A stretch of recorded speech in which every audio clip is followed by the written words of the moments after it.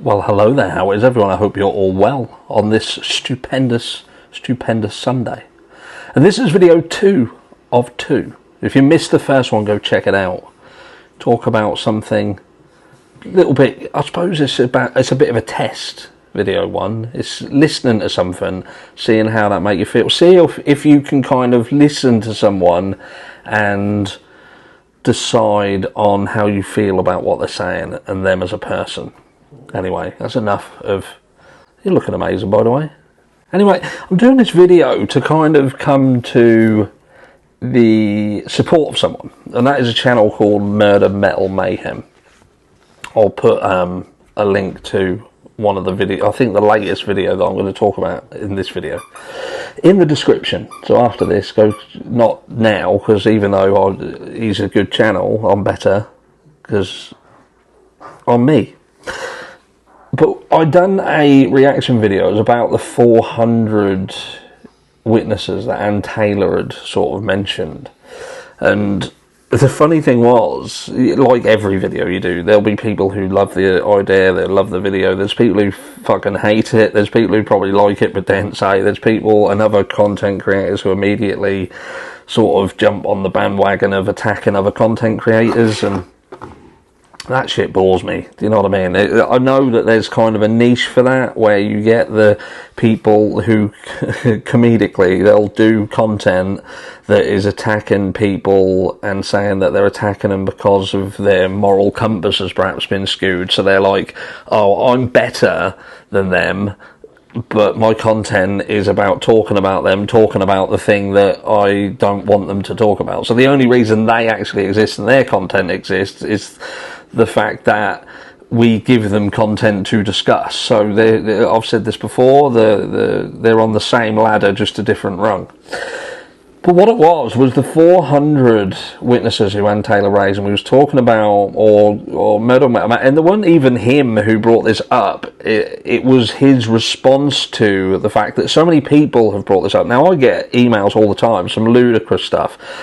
Sadly, I've had to block some emails because it just gets to the point where you've gone back and you've said, look, I've looked, I've been over this, and I don't see what you see, I don't hear what you hear, but it keeps coming and coming and coming. I think, do you know what I mean? There's just so many that I can do before it gets too much, and I think it's not going to change. But anyway, I'll digress.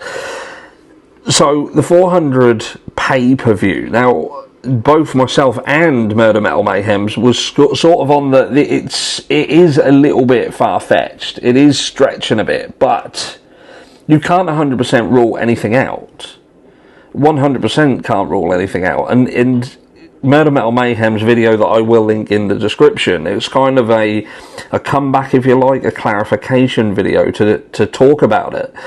And he skirts around some little things, like he talks about the fraternities and sororities and what they do to the pledges. And I've done videos on this in the past. There's been some really hideous things that they have done. Like, and I'm not even going to get into the narcotic situation and the fact that there has been fraternities and sororities who have been involved in the supply and distribution of narcotics and been caught, and in fact law enforcement have had plants who have been involved in bringing these sort of rings down. It's happened in the past.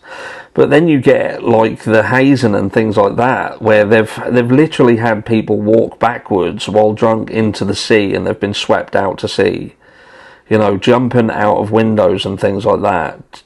Alcohol, just drinking and drinking and drinking so much alcohol that they die. Being beaten to death, jumping off of things that they're clearly going to die when they jump off of.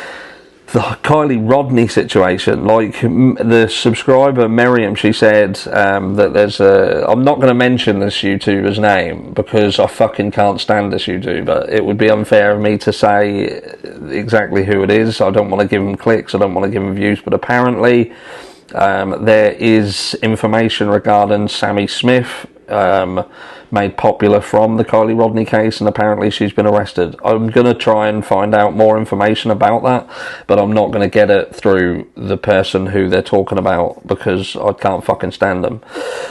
I'll look into it and I'll see what I can get. If anyone else has information beyond what I know so far, then please do reach out to me and let me know where I can find that information.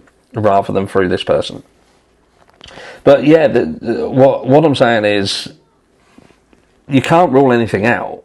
You can't rule anything out. Ann Taylor did state that there was 400 potential witnesses.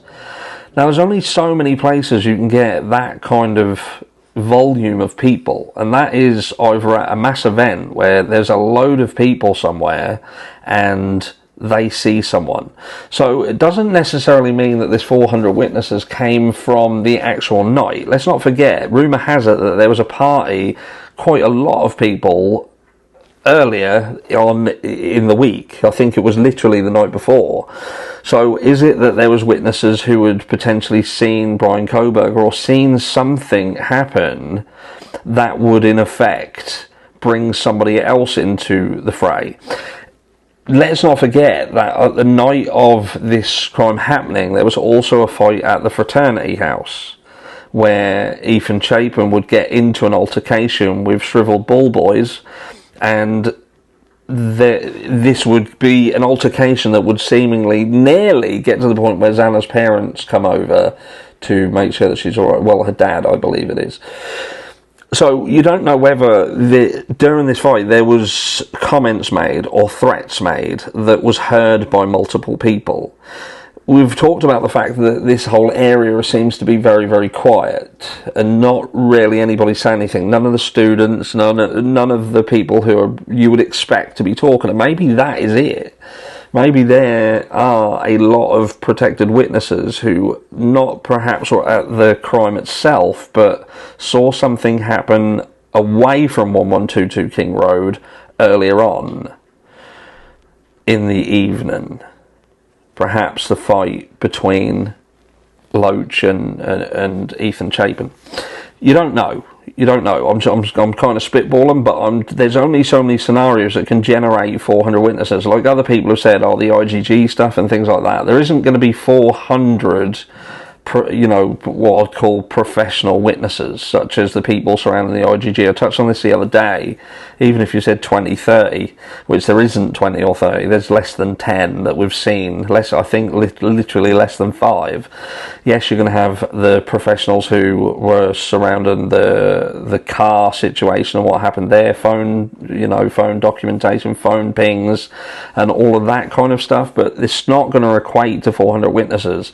You don't get that volume of witnesses in any trial that I've seen. Again, the only time that I would see that it would be the crime would be generating that many witnesses is in something where there is a mass event and there are a load of witnesses that see it.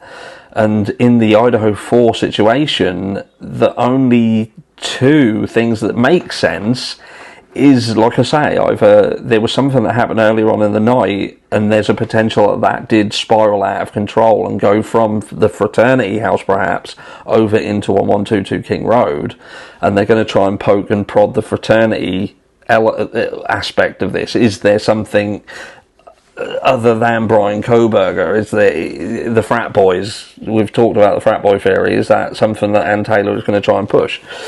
The only alternative other than that, if it's not that, it would, well, apart from being professional witnesses, which I can't see, would be some form of electronic situation, which would either be multimedia grouping where people are involved in perhaps the Snapchat. Again, this is something that Murder Metal Mayhem touches on. We've kind of heard through Dave. We don't know how truthful and honest Dave was, but he talked about there being a Snapchat thread where people were talking about this on the early morning, so before 911 had been called on the morning of the crime.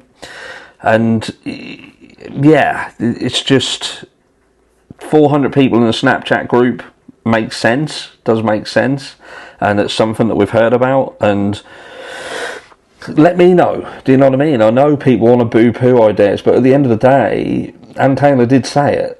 She said it, she made the statement, and if there is that many witnesses, then they're going to come from somewhere. They've got to come from somewhere.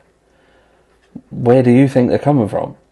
And if you think that it is going to be the professional witnesses, the people who are brought in to help with the IGG, the car, do you genuinely think there's going to be 400 of them? And if that's the case, then why have we never seen this volume of witnesses in a case like that before? Especially in a case where so many people are so hell-bent on believing that this is a done deal. They've already got, even before we've had the trial, they've got Brian Kohberger sold down a river up against a wall. Good night, Vienna. Again, I'll be interested to hear your thoughts. Tell me where you think 400 people come from. 400 potential witnesses. Even if you want to skirt around it and say 400 potential witnesses. Alright, so why not 200 potential witnesses? Why not 100? Even 100 would be a lot. But to say 400? Let me know down below. But shout out again to Murder Metal Mayhem.